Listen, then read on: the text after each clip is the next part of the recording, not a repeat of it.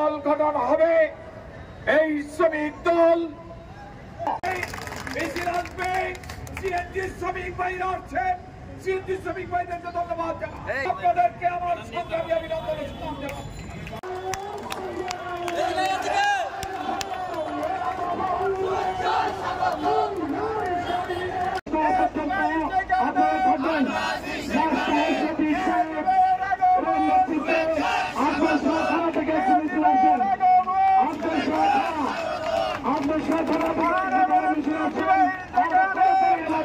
অভিনন্দন জানাই।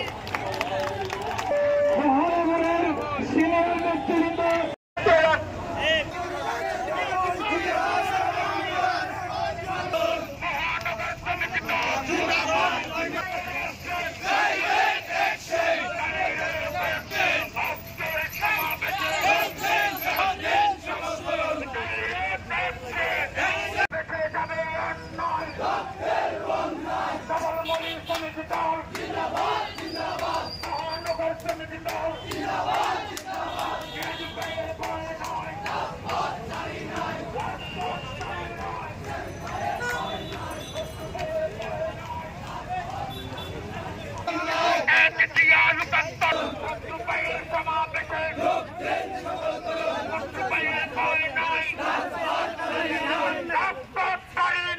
জাতীয়তাবাদী শ্রমিক দলের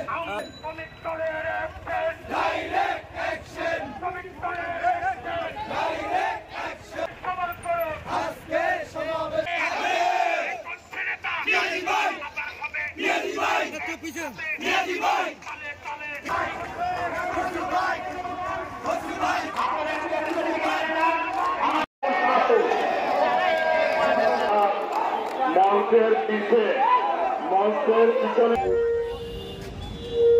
বিভিন্ন পেশার শ্রমিক ভাইরা আজকে আসলে আমরা শ্রমিকরা দীর্ঘ 15 বছর স্বৈরাচার শেখ হাসিনার সন্ত্রাসী শ্রমিক লীগের দ্বারা নির্যাতিত হয়েছি। আজ 15 বছর পরে কথা বলার স্বাধীনতা পেয়েছি। এই কথা বলার স্বাধীনতাকে আমরা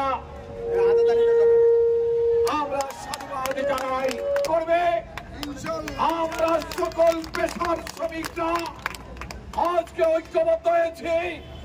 বিগত দিন স্বৈরাচারী হাসিনার দোসর ওই রাক্ষসিনী হাসিনার শ্রমিক লীগ দ্বারা বিভিন্ন প্রতিষ্ঠানের শ্রমিকরা নির্যাতিত হয়েছে।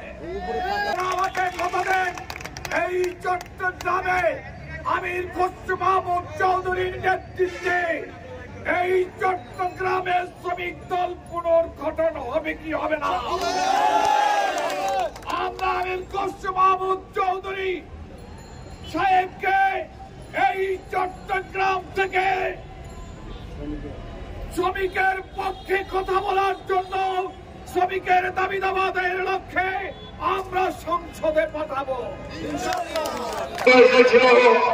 সেই মিছিলগুলো ছিল শ্রমিকের মিছিল। ওই মিছিল থেকে সেদিন শেখ হাসিনা আওয়ামী লীগকে রেখে লক্ষণ সেনের মতো পিছনের দরজা দিয়ে পালিয়ে গিয়েছিল। আমেরিকাতে পালিয়ে গিয়েছিল। 71-এ জিয়া রহমান হাল ধরেছিল, 11-এর সময় এখন খালেদা জিয়া হাল ধরেছে। আবার এই 24-এর গণ আন্দোলনে বাংলাদেশের সবচেয়ে জনপ্রিয় রাজনীতিবিদ দেশ নায়ক জনাব তারেক রহমান হাল ধরেছে। আমি আর বক্তব্য বাড়াচ্ছি না, যেহেতু আমাদের দলের একটা সময় বক্তব্য রাখবেন। আরে বিএনপির মাটি এদিকে আবার বলতে হয় নাকি? সবাই জানে বিএনপির মাটি, এটা তো বলার দরকার নেই। উপস্থিত আছেন প্রাক্তন চট্টগ্রাম মহানগরীর প্রাক্তন সেক্রেটারি